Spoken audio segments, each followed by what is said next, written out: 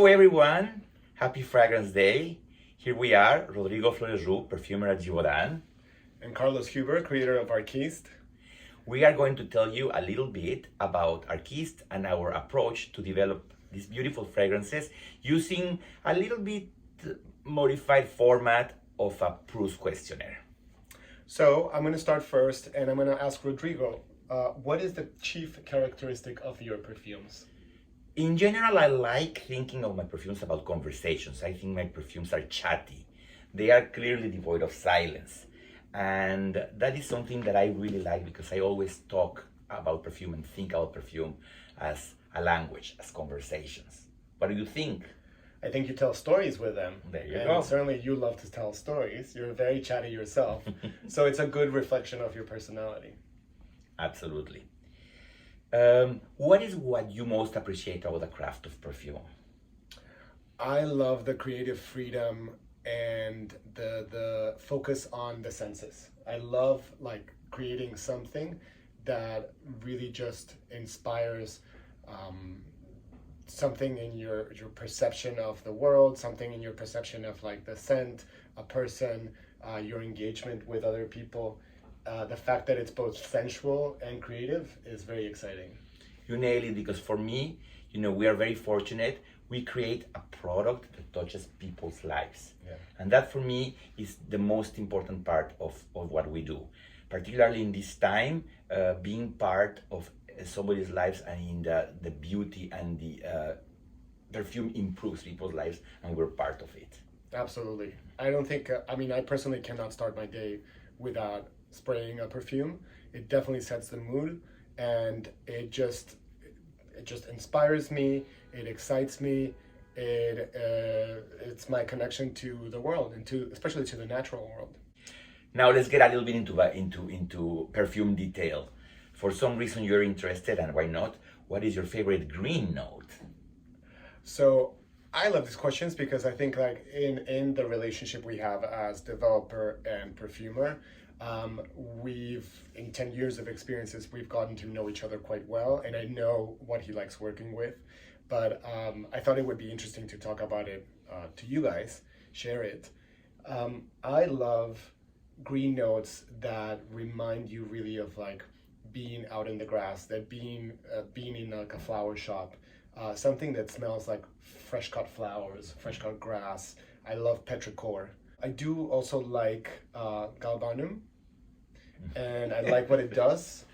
With a question mark? Yes, I like what it does. Sometimes I don't love it, but a lot of times when I find myself loving something, it's the galbanum that made it that quality. For me, it connects very much to what I love of perfume, which is this absolute complexity, something that cuts through a perfume from top to the back, to the backbone of the perfume.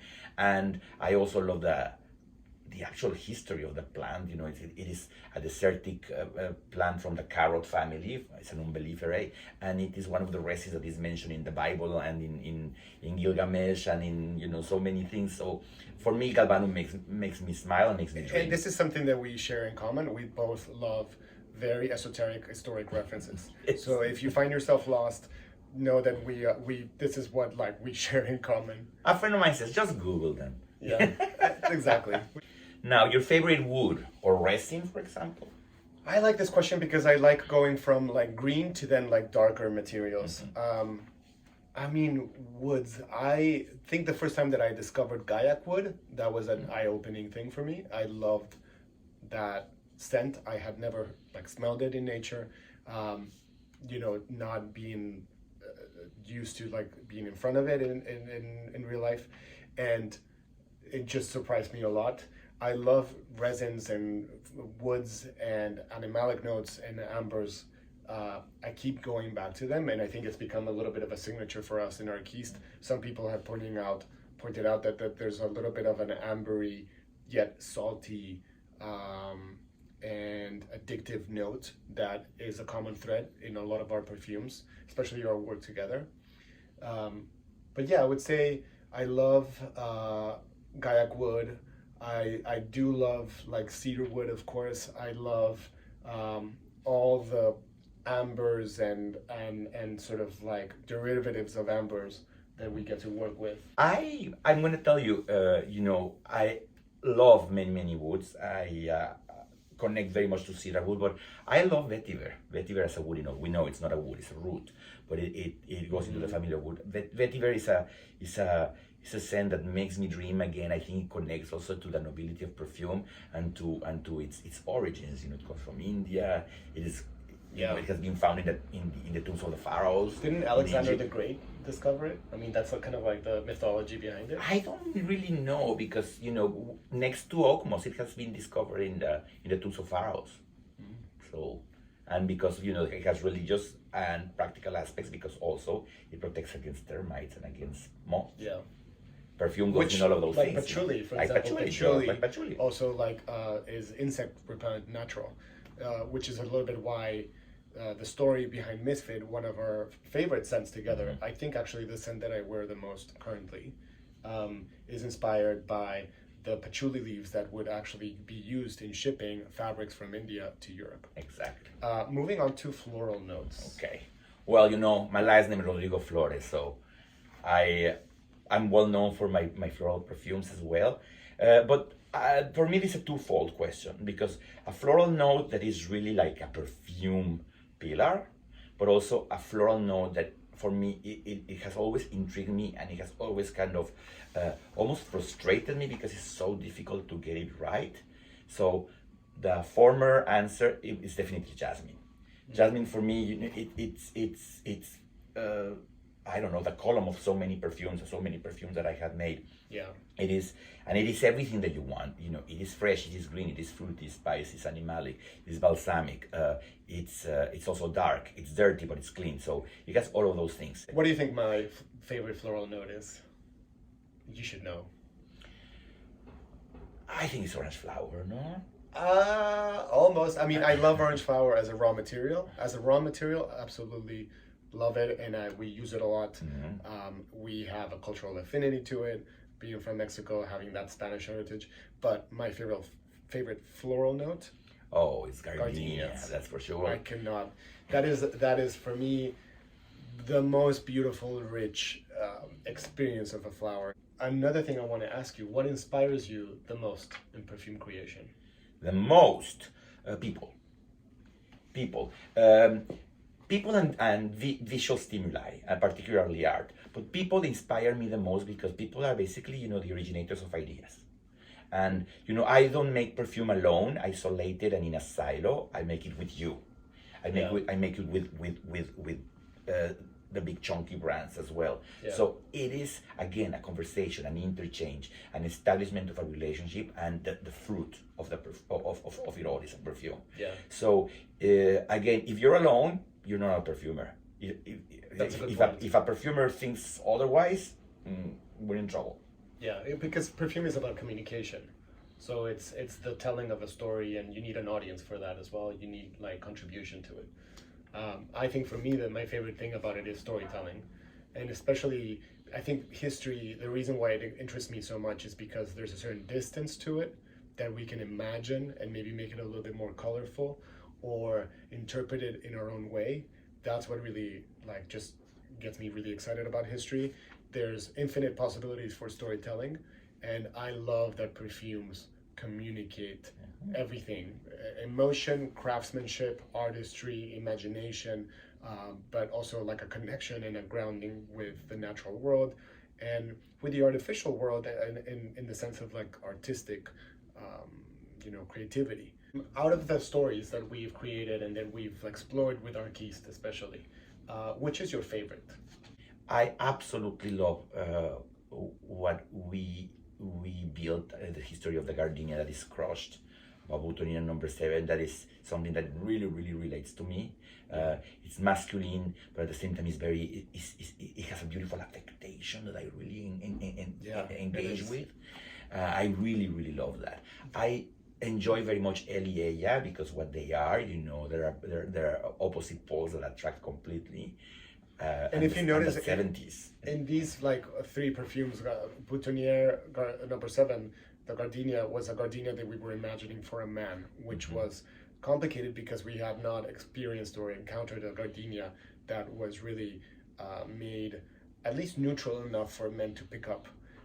And we imagined what kind of flower would be worn by a man. And so immediately we thought about boutonniere and how a man had actually sort of like the pride and honor and like used it as a tool of seduction.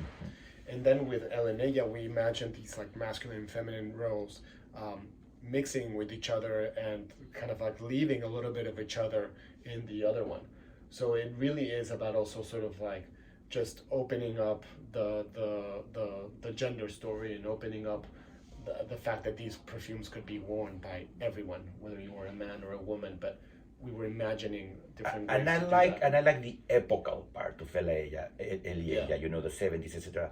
I think we're good when we approach histories always, but we're particularly good when we touch Mexico. So mole, the flowers of the Aztecs, and so on. Yeah. You know, we get it going there. Yeah, Why we not? have- We're Mexican. We have Anima Dulcis, which is our like Baroque nunnery convent kitchen story. We have Floricanto, which is the flowers venerated by the Aztecs. We have Anella, which are like the Mexican 70s in Acapulco.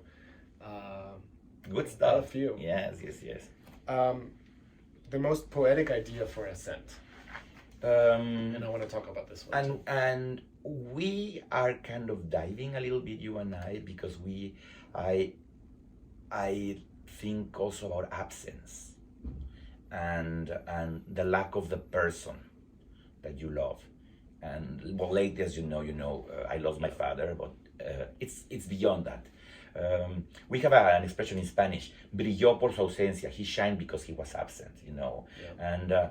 And also, you know, the playwright Carlos Olmos wrote a beautiful play called El brillo de la ausencia, the shine of what's not there. And I think that is sheer poetry. It's very abstract, but at the same time, it is so concrete. It is so concrete because, you know, it talks about humanity, about love, about longing, and about a perfume being able to fulfill that void. I think one of the beautiful things about perfume is that they talk about remembrance as well. So they memorialize something. They remind you of somebody. Scent and memory, as we know, are very tied together. And the way that you idealize and that you just think of somebody when they're not there, remembering their perfume is incredible. So for me, the idea of remembrance is incredibly poetic. Somebody that is gone, somebody that you broke up with, a lover that you don't see anymore, somebody's skin, what a hug feels like, what a kiss smells like, what is somebody's nape of the neck, what does that smell like? That for me is really, really beautiful, poetic, and I like the idea of memorializing and idealizing this and turning it into something that is inspiring. So that's that. That's that. So thank you. I hope you were at least entertained and that we shared a little bit of our inspiration and our MO and how we create perfumes. You know a little bit what inspires us, what notes we like, and stand by for our next creation. We're working on something right now. And a little thank you to the Fragrance Foundation. As always, you ladies rock, and it's always a privilege and an honor to be part of this wonderful spring day.